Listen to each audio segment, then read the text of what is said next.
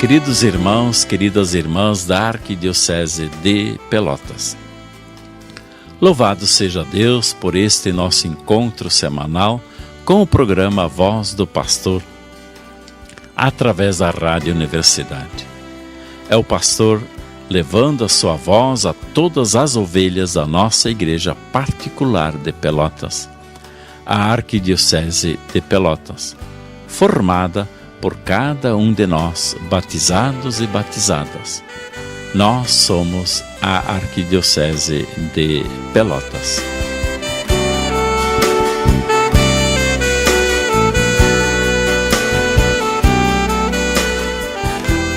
Pois estamos em período de férias e o nosso programa A Voz do Pastor, sim, vai ao ar, mas por estarmos em período de férias, estamos também com um formato diferente. Estamos trazendo presente para a nossa reflexão o conteúdo do documento da CNBB, Iniciação à Vida Cristã, Itinerário para Formar Discípulos Missionários. É o documento 107 da CNBB. O porquê dessa reflexão, trazendo o conteúdo do documento da CNBB 107, Iniciação à Vida Cristã, Itinerário para Formar Discípulos Missionários? Eis a resposta. Porque neste ano de 2018, estamos assumindo como prioridade pastoral sermos Casa do Pão. E por isso mesmo, estamos fazendo todo o esforço de assumir e concretizar a iniciação à vida cristã. A partir do Concílio Vaticano II, sentimos que devemos assumir corajosamente a iniciação à vida cristã. Também a mudança de época que vivemos está nos forçando, como quase a única saída de evangelização, a abraçarmos a iniciação à vida cristã. Isso tudo porque passamos de uma situação de cristandade que já não existe mais para um verdadeiro processo de cristianismo.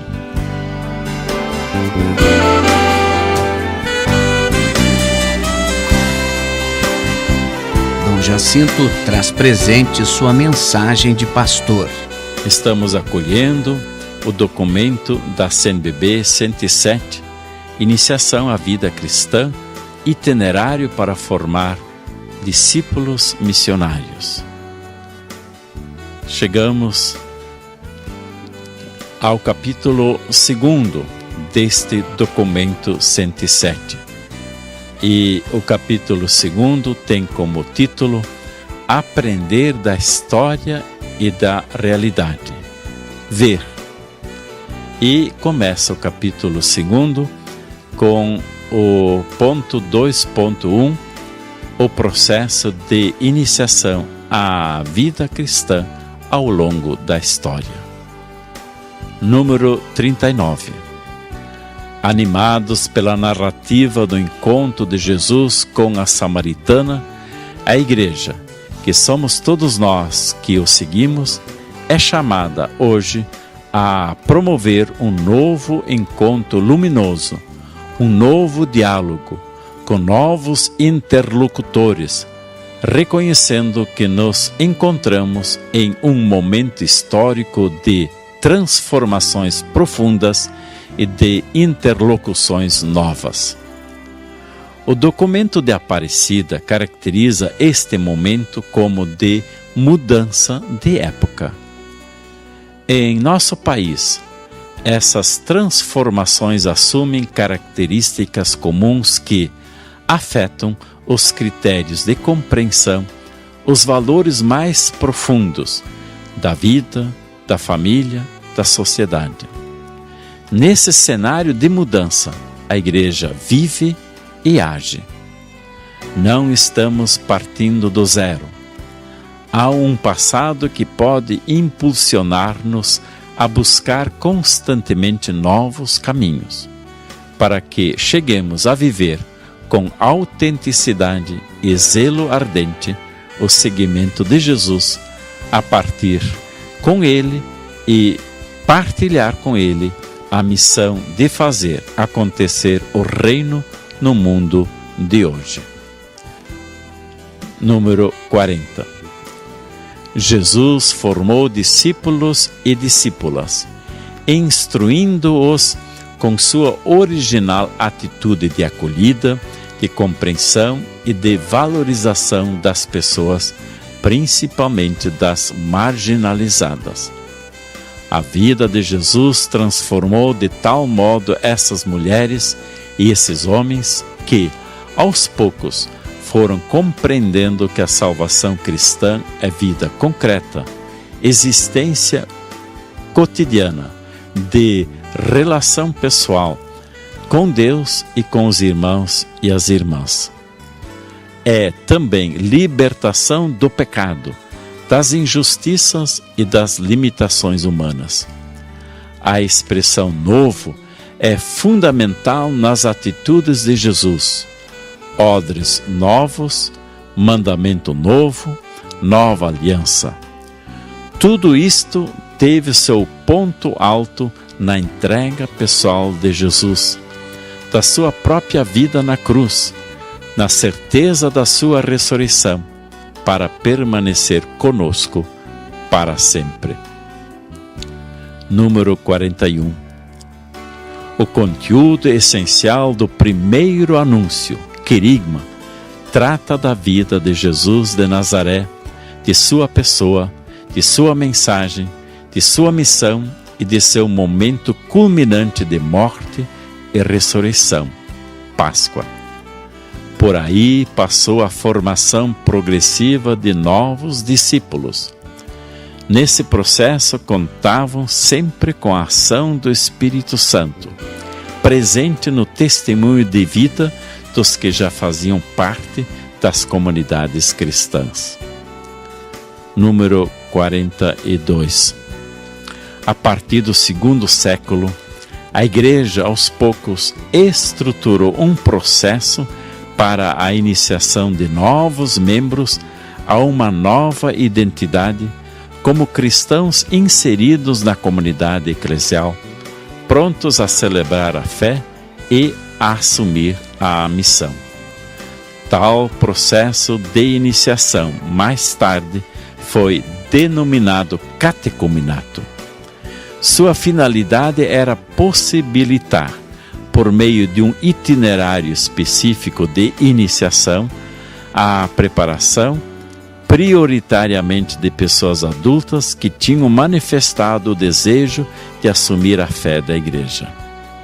Elas aceitavam entrar e prosseguir por um caminho bem articulado de aperfeiçoamento do propósito de conversão, celebrado na recepção dos sacramentos da iniciação cristã: banho batismal, unção pós-batismal e primeira participação na ceia do Senhor. Era um caminho que acolhia a salvação de Deus e se expressava na vida da comunidade. Para isso, ao longo do itinerário catecumenal, havia uma série de ensinamentos, um conjunto de práticas litúrgicas, imposição das mãos, exorcismos, entregas simbólicas, etc., e, de modo especial, uma séria demonstração de vida cristã através da participação na vida da comunidade. Essa instituição eclesial de tipo pastoral litúrgico foi se aperfeiçoando até meados do século IV. Foi um processo que entrou em lenta decadência a partir do século V, até desaparecer por completo entre o século VI e VII. Número 43. O declínio do processo catecumenal aconteceu no contexto do que se chamou de cristandade, quando a maioria das pessoas se tornou cristã. Gradativamente, a transmissão da fé cristã acontecia como herança recebida. As pessoas nasciam em ambiente cristão e iam adotando os comportamentos e as práticas do meio religioso ao qual pertenciam. Era um cristianismo herdado, transmitido como tradição familiar e social.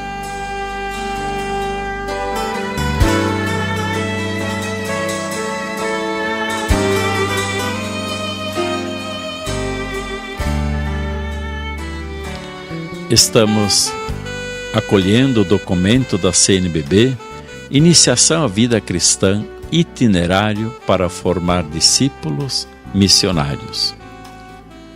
Número 44.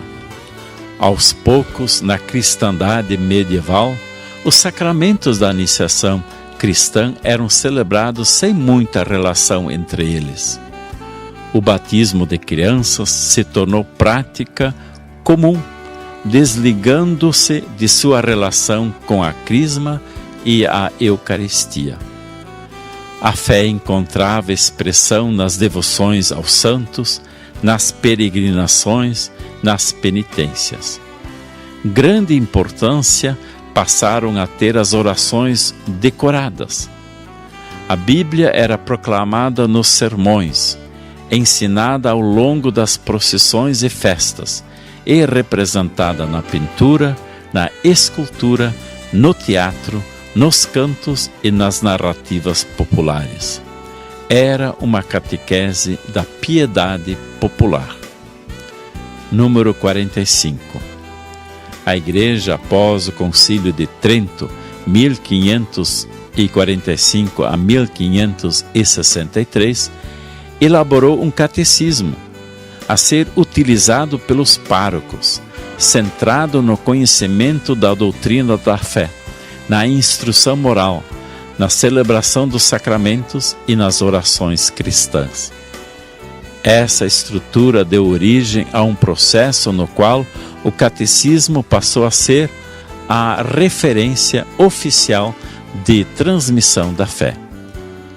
Este foi um modelo de caráter mais doutrinal. Uma parte da população continuou a alimentar sua fé por meio da piedade popular.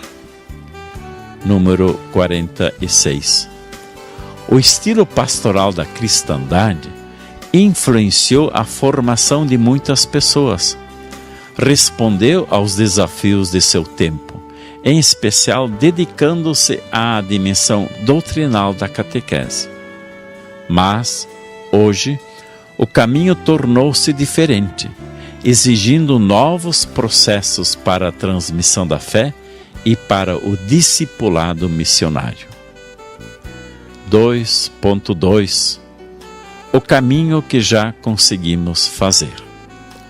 Número 47.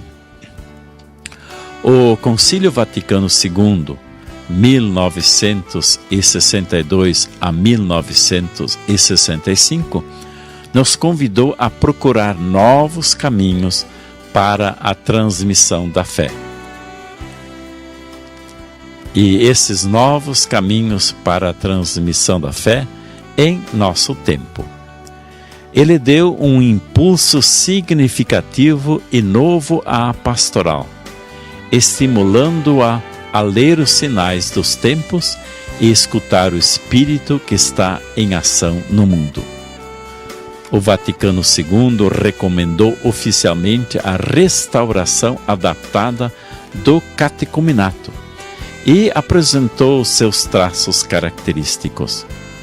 Além disso, prescreve a elaboração de um diretório de formação catequética. Número 48.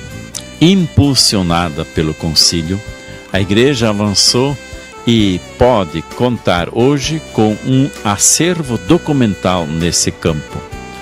O Diretório Catequético Geral, 1971, o Ritual da Iniciação Cristã de Adultos, 1973, a Catequese Tradente, 1978, o Catecismo da Igreja Católica, 1992, o Diretório Geral para a Catequese, 1997, e o Compêndio do Catecismo da Igreja Católica, 2005.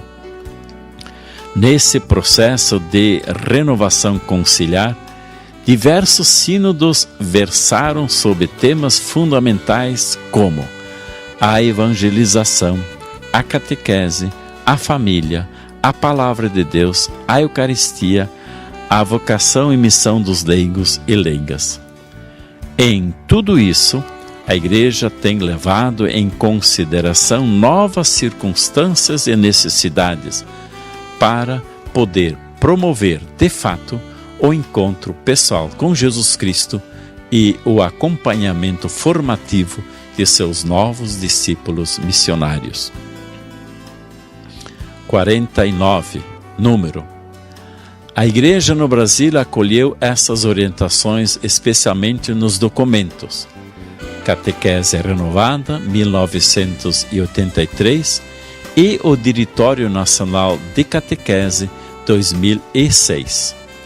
Outros textos: Iniciação à Vida Cristã, Estudo da CNBB 97, 2009, Comunidade de Comunidades, Uma Nova Paróquia, Documento da CNBB 100, 2014, e o Itinerário Catequético 2014. Também tem nos auxiliado a assumir a inspiração catecumenal como eixo condutor de toda ação evangelizadora, pastoral, litúrgica e missionária de nossas dioceses, paróquias e comunidades eclesiais. Merecem destaque dois documentos de 1974, Pastoral da Eucaristia e Pastoral dos Sacramentos da Iniciação Cristã. Juntamente com a preocupação pastoral sacramental derivada daquela época, já era apontada a necessária promoção da vivência do que os sacramentos significam. Desejava-se então uma autêntica iniciação, isto é, o encontro com o Senhor, na vida, em sociedade, na fraternidade cristã, na participação da liturgia e na missão eclesial.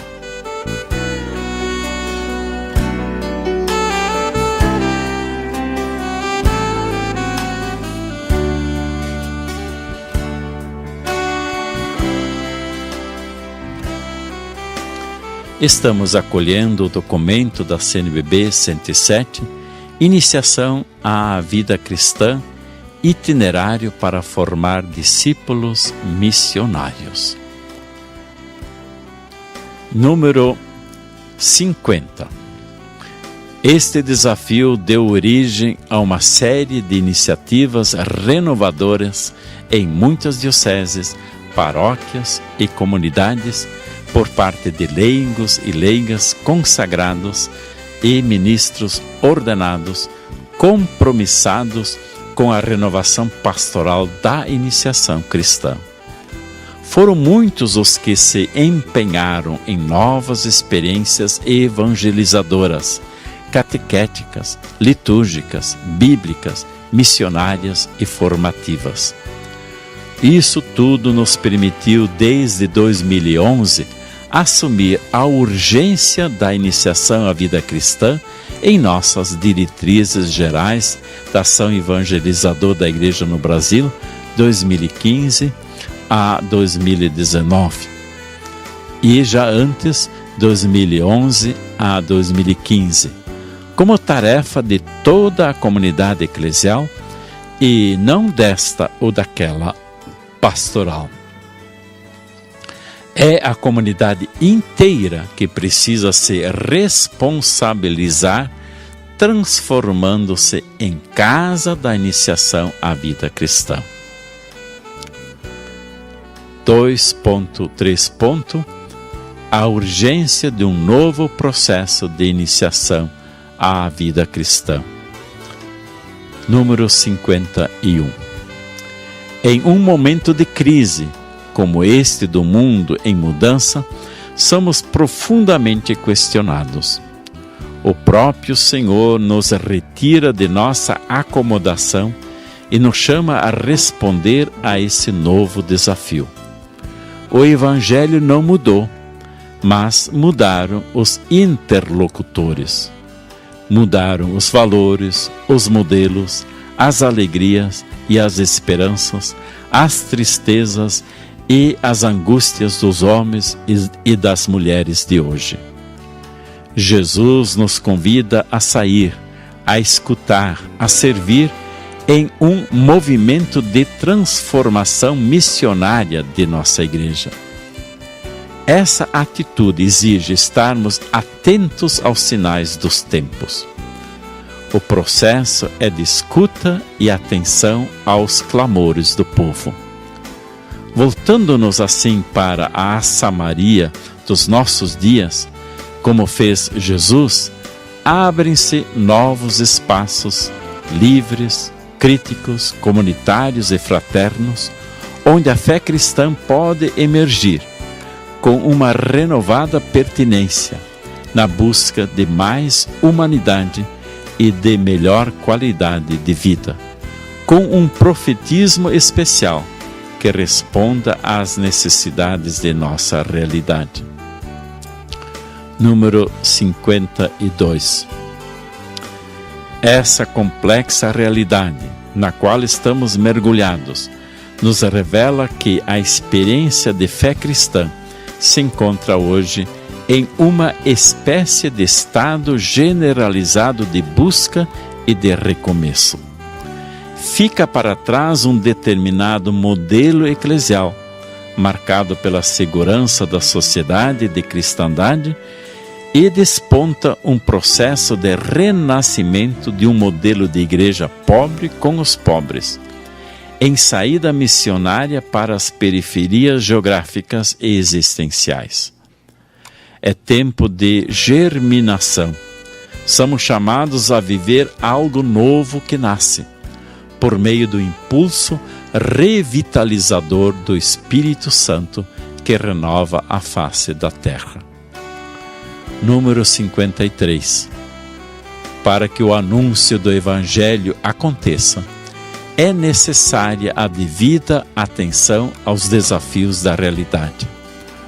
O Papa Francisco, na Evangelii Gaudium, elenca alguns deles: a economia da exclusão, a idolatria do dinheiro, a desigualdade social que gera violência, a cultura do provisório, a proliferação de novos movimentos religiosos fundamentalistas, a promoção de uma espiritualidade sem Deus, a perda do compromisso com o comunitário, o relativismo moral, a fragilidade dos vínculos familiares. Queremos destacar alguns aspectos com um olhar pastoral, sem pretender fazer uma análise exaustiva desta realidade. A fragilidade dos vínculos familiares é uma marca de nossos tempos. O caminho da família passa por diversas mudanças, difíceis até mesmo de serem elencadas. Vivemos o crescente perigo de que o individualismo exagerado desvirtue os laços familiares.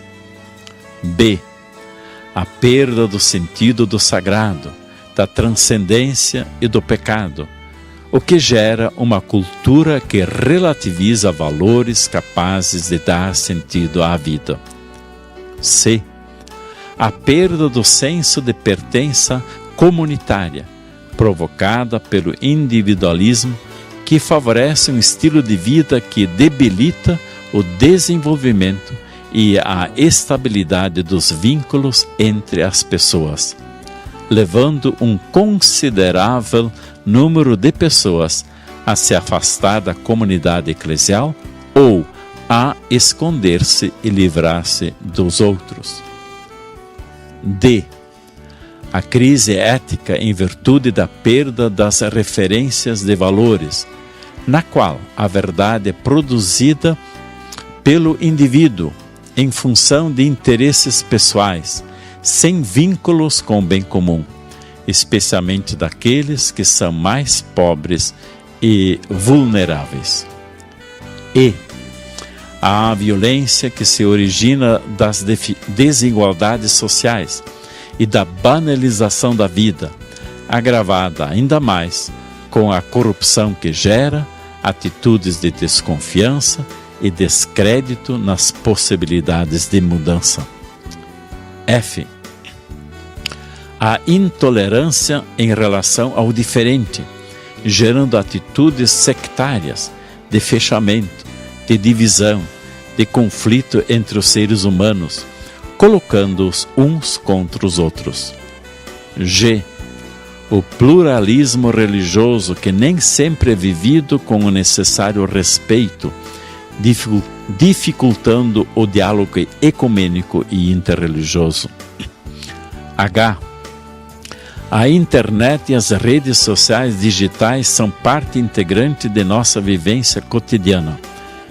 Este ambiente digital tem proporcionado não só a extensão das capacidades comunicativas humanas, mas também uma nova maneira de se compreender, pensar e se relacionar. E, em muitas situações ainda, encontramos a pastoral dos sacramentos da iniciação desligada da vida comunitária, da pastoral de conjunto e do compromisso sócio-transformador. J. A pastoral de manutenção em detrimento de uma pastoral decididamente missionária, expressa em homilias superficiais, catequeses sacramentalistas e falta de acompanhamento dos processos evangelizadores. K. O pouco espaço para o processo de iniciação à vida cristã, os estudos teológicos, pastorais e da catequética. Nessa perspectiva, tem na formação do ministério ordenado. L. Desconhecimento do RICA por parte de ministros ordenados e de catequistas. Número 54. Esses são alguns indicadores que nos estimulam a reconhecer a necessidade de trilhar caminhos novos que o Pai, pelo Espírito Santo, nos inspira para chegar ao coração das pessoas. Mesmo que a familiaridade com o mistério cristão se tenha diluído em nossos dias, urge propor a fé na alegria do Evangelho. O encontro com o Messias no mundo contemporâneo é possível, mas precisa ser proposto de maneira a cativar mais as pessoas, para que se possa fazer a experiência impactante da verdadeira adesão a Jesus.